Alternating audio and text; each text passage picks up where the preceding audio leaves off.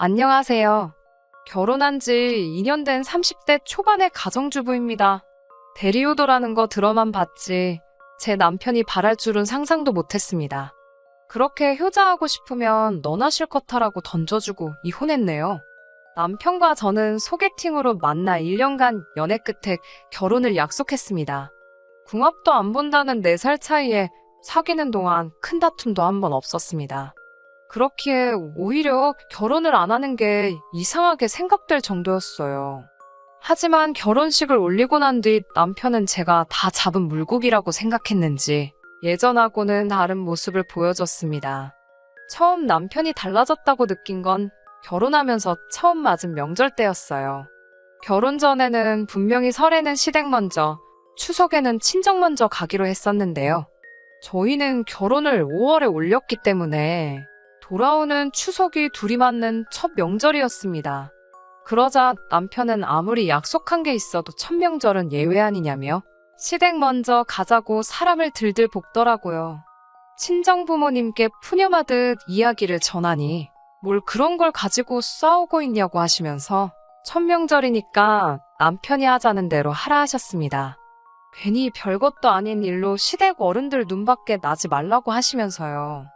시댁에 도착하니 음식 준비가 한창이었습니다. 남편은 시어머니께 그동안 혼자 음식하시느라 고생 많이 하셨다면서 이제 며느리가 있으니까 염려 말고 쉬엄쉬엄 하시라 하더라고요. 제가 듣고 있는데 황당하고 어이가 없어서 남편한테 자기도 같이 하자고 그랬습니다. 그러자 남편은 약간 벙찐 얼굴로 우리 집은 원래 여자들만 부엌일 한다고 그러는 거예요. 그래서 이 집에 여자들이 어딨냐고 여자라곤 어머님 한 분뿐인데 그럼 여지껏 어머님 혼자 명절 준비도 다 하신 거냐며 물었습니다. 일부러 더 과장해서 액션을 취했는데 그러자 친척분들이 웅성거리며 저희가 있는 부엌 쪽을 쳐다보더라고요. 그러자 시어머니가 둘 다 그만하라며 남편에게 괜찮다고 하시더군요. 저는 시어머니께 무슨 말씀이시냐고 남편 말대로 이제 며느리도 왔고 아들도 왔는데 방에 가서 좀 쉬시라고 했습니다. 그리고는 고무장갑을 남편에게 주면서 일단 설거지부터 하라고 저는 내가 붙이겠다고 했어요. 몇몇 분들은 이 상황이 웃긴지 키득거리시고 시어머니는 어이가 없다는 듯 저를 쳐다보셨습니다. 저희 친정에서는 어머니가 요리를 하시면 아버지가 설거지를 하시고 어머니가 빨래를 하시면 아버지가 청소기를 하세요. 어머니가 전업주부시고 아버지가 회사 생활을 하시지만 아버지는 늘 당신이 체력도 더 좋고 힘도 더 세기 때문에 어머니를 도와드리는 건 당연하다고 하셨습니다. 어려서부터 그런 모습을 보고 자라서인지 제 눈엔 그게 지극히 정상이고요. 그런데 시댁은 달랐습니다. 명절 내내 일한 남자는 저 때문에 억지로 부엌에 있었던 남편뿐이었고 아버님과 남자 친척분들은 TV 앞을 떠나지 못하시더군요. 저녁까지 먹고 슬슬 친정으로 올라가려고 하는데 시아버지께서 하루 정도는 자고 가는 게 맞지 않냐면서 저희를 잡으시더라고요. 친정 부모님이 기다리고 계시다고 말씀을 드려도 어차피 늦었는데 내일 아침 일찍 가도 별 차이 없다고 우기셨어요. 급기야 이 어둠에 남편이 운전이라도 하다 사고라도 나면 제가 책임질 거냐고 물으시는 거예요. 저희가 반반 결혼을 하기는 했지만 자동차만큼은 제가 결혼하기 전부터 타던 걸 그대로 가져왔기 때문에 차는 제 거였어요. 고속도로 같은 데서 제가 오래 운전을 하면 남편이 잠깐 교대를 해주기는 하지만 보통은 자동차는 저 혼자만 쓰거든요. 원래도 차는 제가 주로 끌고 남편은 운전하는 거 워낙에 귀찮아하기도 하고 운전 경력도 제가 더 길어서 제가 운전을 한다고 말씀드렸더니 여자가 운전하는 차를 어떻게 믿고 타냐고 하시는데 무슨 소리를 하는 건가 싶어서 제 귀를 의심했습니다. 사귀는 동안 남녀평등을 입에 달고 살던 남편이라 집안 분위기도 그럴 줄 알았는데 막상 결혼을 하니 시아버지의 사고방식이 완전 조선시대가 따로 없더군요. 결국 그놈의 천명절이라는 단어 때문에 발목이 잡혀서 잠까지 자고 가게 되었습니다. 제가 남편에게 우린 어디서 자냐고 물었어요. 그러자 시아버지께서는 남녀가 유별한데 어떻게 어른들 있는 집에서 둘이 한 방에서 잘 생각을 하냐며 저에게 너무 남편 좋아하는 티 좀 적당히 내라고 무안을 주셨습니다. 엄연히 시부모님이 부부인 것처럼 저희도 부부인데 말이지요. 급기야 시어머니께서는 저는 당신과 자고 남편과 시아버지는 거실에서 자면 되겠다고 하시더군요. 남편이 결혼하면서 독립을 하자 두 분이 평수가 작은 집으로 이사를 하셨거든요. 그나마 방 2개 중 하나는 옷방으로 쓰고 계셨기에 사실 누가 자고 갈 만한 상황이 아니었는데 억지를 쓰신 거지요. 게다가 화장실을 가려면 거실을 가로질러 가야 하는데 시아버지께서 트렁크 차림으로 거실에서 주무시고 계셔서 얼마나 민망했는지 모릅니다. 이튿날 차 막히기 전에 친정으로 출발하려고 아침 일찍 일어났어요. 그런데 시어머니가 아침은 먹고 가라며 또 잡으시더군요. 남편에게 결혼하고 나서 얼굴이 많이 상했다며 이게 다 어머니 밥을 못 먹고 죄다 인스턴트만 먹어서 그렇답니다.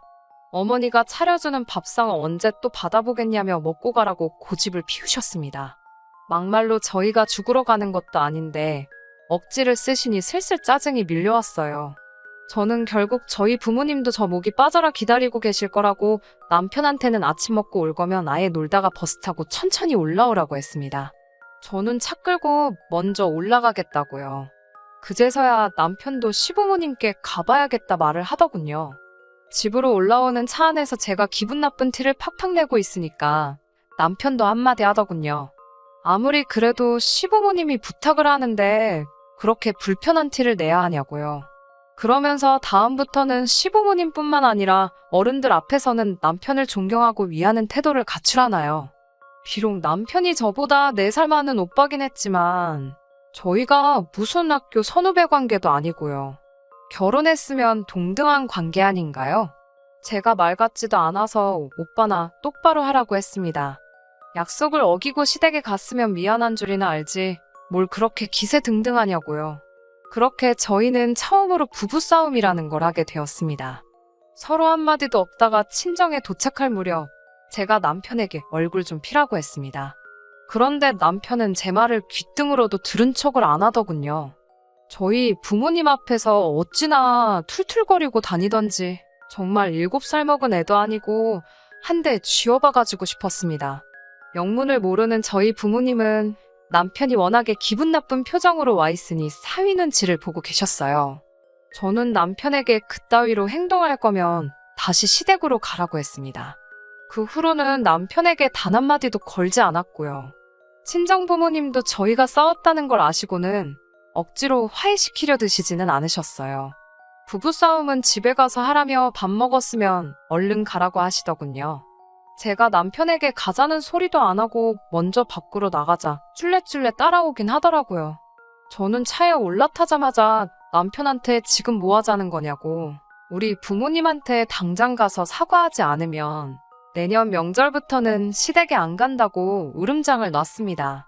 남편은 어이없다는 듯 절 쳐다보더니 네 마음대로 하라더군요. 아마 그때는 제가 괜히 아무 말이나 한다고 생각했겠지요. 하지만 전 그때 굳게 마음을 먹었습니다. 남편이 진심으로 저와 저희 부모님께 사과하지 않으면 저도 시댁에 일절 연락도 방문도 하지 않기로요. 부부싸움은 칼로 물베기라고 했지만 제 마음속의 앙금은 쉽게 가시질 않았습니다. 그리고 시간이 흘러 설이 돌아왔어요. 설이 되기 일주일 전부터 남편 혼자 난리가 났더군요. 시아버지는 족발을 좋아하시고 시어머니는 월남쌈을 좋아하신다며 그걸 사갈 거냐 만들어 갈 거냐. 그래도 며느리 되고서 처음 맞는 설인데 직접 만들어가는 게 보기 좋지 않겠냐며 북치고 장구치고 호들갑이더군요. 저는 애시당초 아무것도 할 생각이 없었기 때문에 대답하는 척만 하고 적당히 호응만 해주고 있었습니다. 명절 하루 전날 제가 남편보다 1~2시간 정도 일찍 퇴근을 했어요. 징검다리 휴일까지 하면 거의 5일 가깝게 쉬는 거였어요. 친정 부모님께 전화해서 내일 내려갈 건데 혼자 갈 거니까 사위 먹인다고 뭐 준비하실 필요 없다고 하니 그래도 남편하고 같이 와야지 왜 혼자 오냐고 하시더군요. 나는 우리 집으로 그 사람은 그 사람 집으로 각자 가야 될 곳으로 갈 거라고 하니 친정 부모님은 저희가 그렇게 합의를 했는 줄 아셨나 봐요. 그러면 우리 딸 오면 오랜만에 같이 산이나 갔다 올까라며 즐거워하시는데 동네 뒷산 가는 것만도 저렇게 기대를 하시니 그동안 자주 찾아뵙지 못해 죄송한 마음이 들었습니다. 사실 가깝다면 가까운 거리인데 직장 생활하랴 살림하랴 그러다 보니 자주는 못 가게 되더라고요. 얼마 지나지 않아 남편이 집에 왔어요. 남편은 차 막히기 전에 내려가야 되니까 새벽 5시쯤 출발하자고 그러더군요. 그러면서 음식은 어딨냐고 묻길래 뭔 야밤에 음식이냐고 잘 시간인데 배가 고프냐고 물었습니다. 남편이 무슨 생각으로 꺼낸 말인지 진작에 말뜻을 알아들었지만 일부러 모르는 척 했어요. 남편은 아무것도 준비를 안 했냐며 어이없단 식의 제스처를 취하더군요. 우리 부모님께 죄송하다고 했냐니까 무슨 이야기인지 기억도 못 하더군요.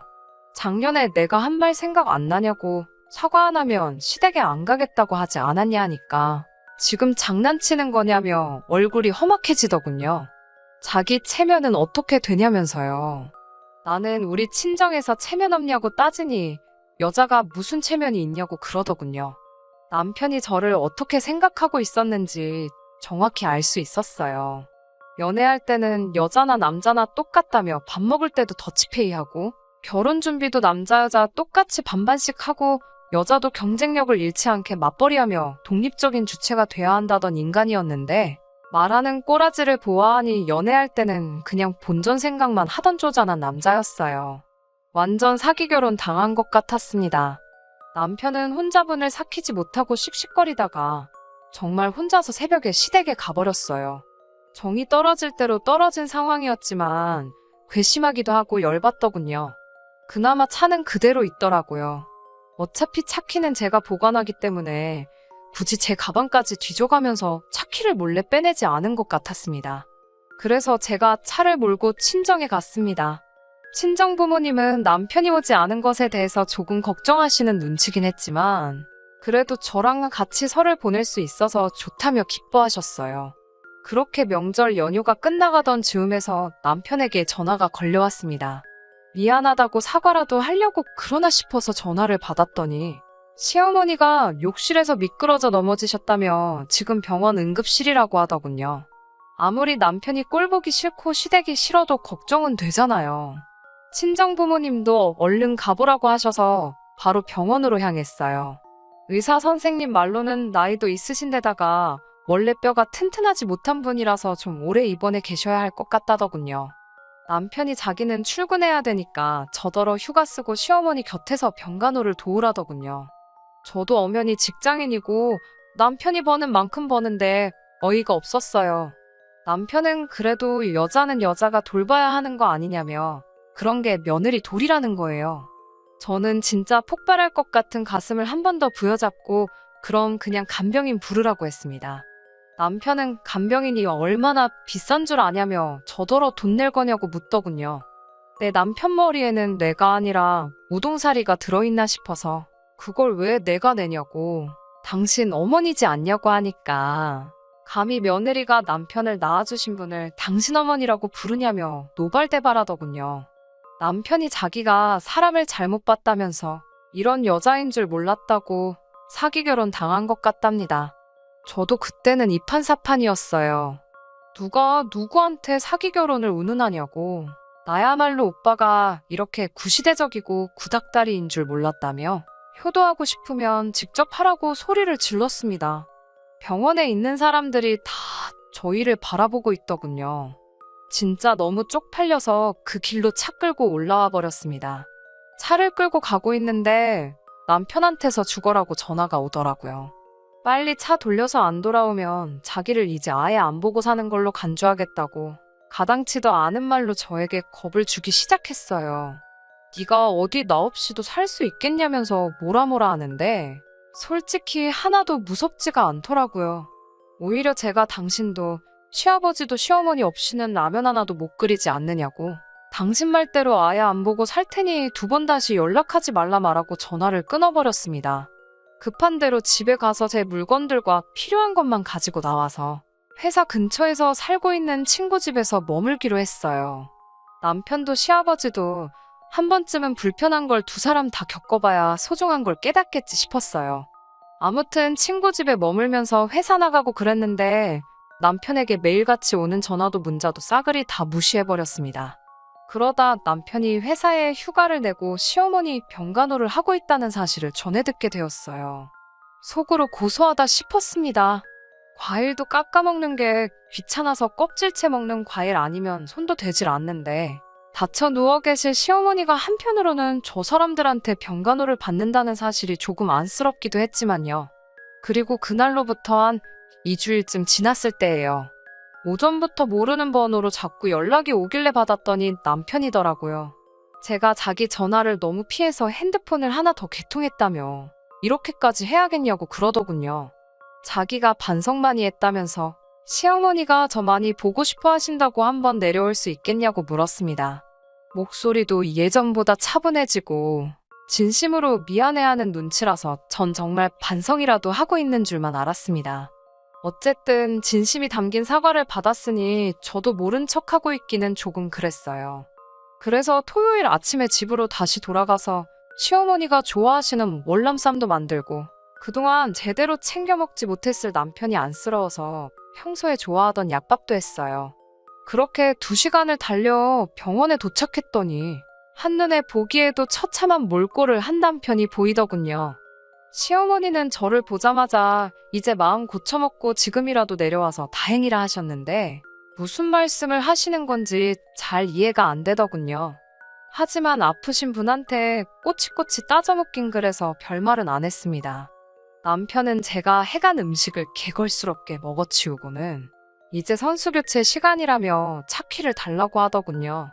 무슨 소리냐고 하니까 이제 자기가 서울 갈 차례고 제가 여기 있어야 공평한 거 아니냐고 하는 거예요. 남녀평등 모르냐면서요. 그래도 자기가 기사도 정신을 발휘해서 며느리가 해야 할 병간호를 지가 대신했으니 이제 저더러 제 책임을 지라고 했습니다. 그제서야 왜 사람은 고쳐 쓰는 게 아니라고 하는지 이해가 되더군요.